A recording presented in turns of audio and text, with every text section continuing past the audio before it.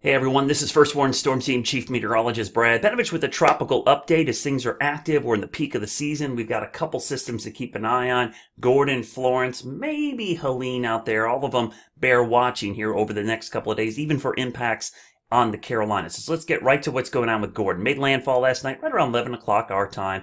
Is now over Jackson, Mississippi. It is weakening rapidly, becoming a tropical depression, likely going to decay to a remnant low, but it's not done causing impacts. As we often see in these tropical systems, they can cause impacts well inland. We've got a frontal system coming down through the Midwest, which is dumping a boatload of rain across the Midwest, which has seen heavy rain for the last week or so. So the concern is as this moves north and merges with this front, we're going to see a big time flood threat somewhere up in this area. So be on the lookout for that up there. Some of that moisture might get pulled along the front and eventually get dragged down here this weekend with the front as it sags in here. So it's just something to keep an eye on from a rainfall standpoint. But overall, not expecting big impacts from Gordon for us. We've got a big ridge of high pressure which is baking us right now. We got to turn our attention to Florence because Florence is way out here in the Atlantic. That's the new forecast track. But let me show you the visible satellite image because it became a Category 3 this morning, a buzzsaw of a storm,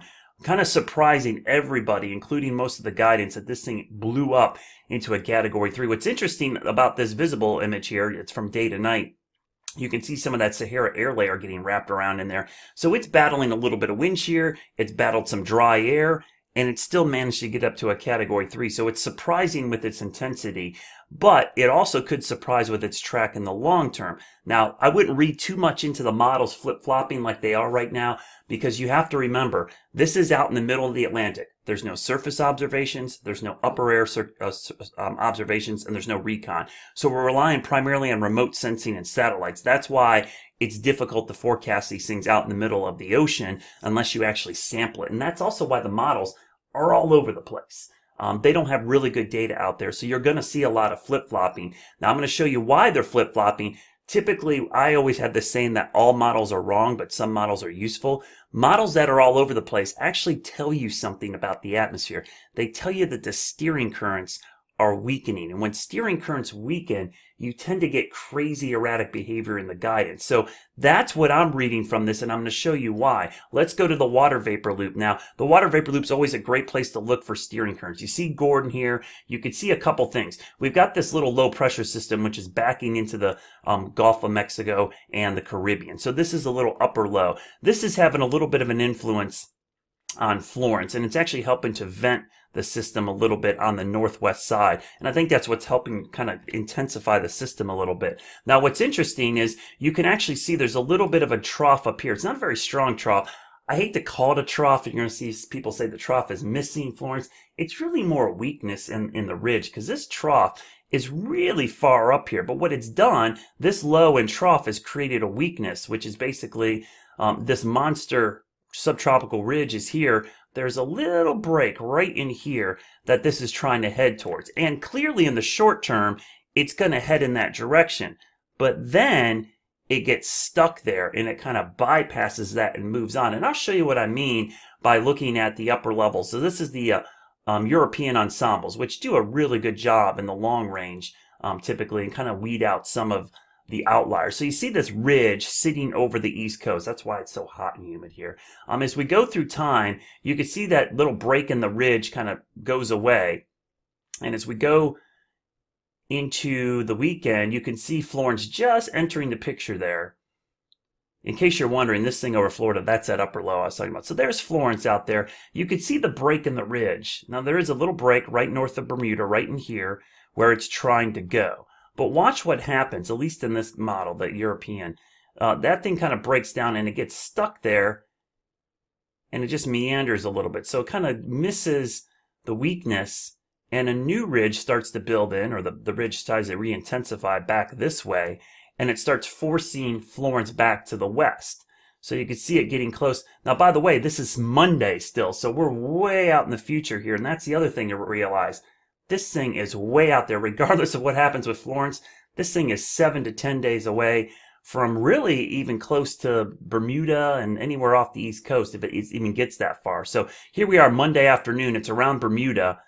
We'll go to Tuesday morning. It's south of Bermuda. You can see the ridge rebuilding here.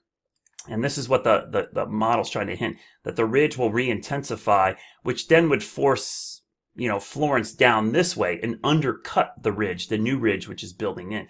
There's a lot of ifs here. If this ridge builds this way, if it misses that little break. Here we are next Wednesday morning. It's moving towards the Bahamas. And then we go towards Thursday morning. It's moving towards Florida-ish, depending. And, you're way out La La Land, 200 hours out. Is it down here somewhere? Did it go up here? So there's basically a fork in the road that's going to develop. And I'm going to show you that fork in the road in the spaghetti plots, because the spaghetti plots, I think, do a really good job of kind of showing this. So we'll go to the spaghetti plots. There's the track. You can see it way out there. And just to give you perspective how far away it is, this is the 5-day forecast track. So let's look at the spaghetti plots for Florence. So as you can see, the spaghetti's kind of all over the place. A couple things I noticed is that there's a pretty good consistency in this movement, but there's a little wobble back to the west-southwest and then a wobble back to the north. Then you get into all this. Look how big the spread is here. Now again, that's not going to happen. That's not going to happen. It's somewhere in here. And right now the leaning is towards here. So this could be a closer call for the East Coast. But even in this setup, I think there's something the models are missing again here. I certainly think this could be a close call here, but I still think there's a chance it could do one of these. I still think the ridge is going to rebuild over the East Coast, and that's what I mean by once it gets to Bermuda, there's going to be a fork in the road in the steering currents. Does it get caught up in the westerlies and get pulled back north, or does it get cut underneath the ridge and then move back to the southwest or due west? So I think there's still a lot of uncertainty here, and that's the thing to take away from this.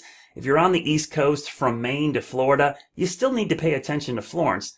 We don't really have an idea where it's going to go right now, and you can't look into individual model runs. We'll start looking at trends, and one of the things I like to look at are these trends in the models. So this is the GFS model. These are all the runs, and you can look at how they go from basically today's run, or the third run, the run back here on the 3rd at 2 o'clock in the afternoon to the last night's run, which again, we'll get a run here coming up shortly. That's the other thing. The GFS runs every 6 hours. So notice that the lighter colored ones are the older runs and the darker color are newer. Notice the shift north, but then notice up here at the tail end, 5 days out, 3 to 5 days out, there's a shift back to the west. So that's something to keep an eye on. The European shows something very similar. If I can get it to show up here.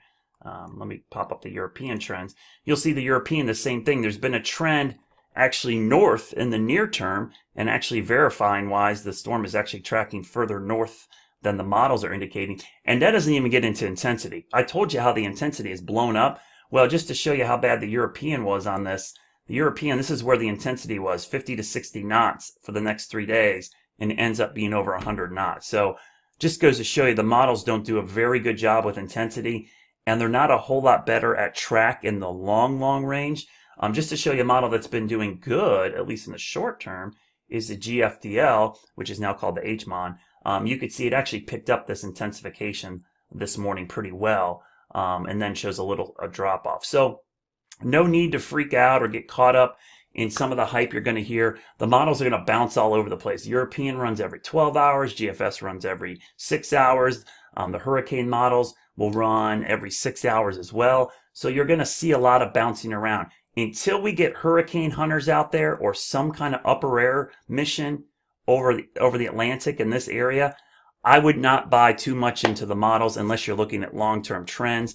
It definitely is something to keep an eye on because this recurvature is not happening really quickly. It could take a while, which means a closer call for the East Coast of the United States. We've got plenty of time to watch it as well. This is, again, 7 to 10 days out from being off the coast somewhere, and maybe even longer depending on the speed, because it is going to slow down, which means it gives us even longer time to watch it. And intensity-wise, it surprised us already. Who knows long term? It could fall apart, could re-strengthen. Just something to keep an eye on. It's the middle of hurricane season, the peak of the season. This always happens. Just keep an eye, be prepared, and just be ready, because there's a system behind it that could develop it as well. Maybe it won't be Florence you have to worry about. It could be the next system. Of course, I will post updates throughout the week and into the weekend. Nothing's going to surprise you here. We'll stay on the ball with this system as we watch it over the next 7 days.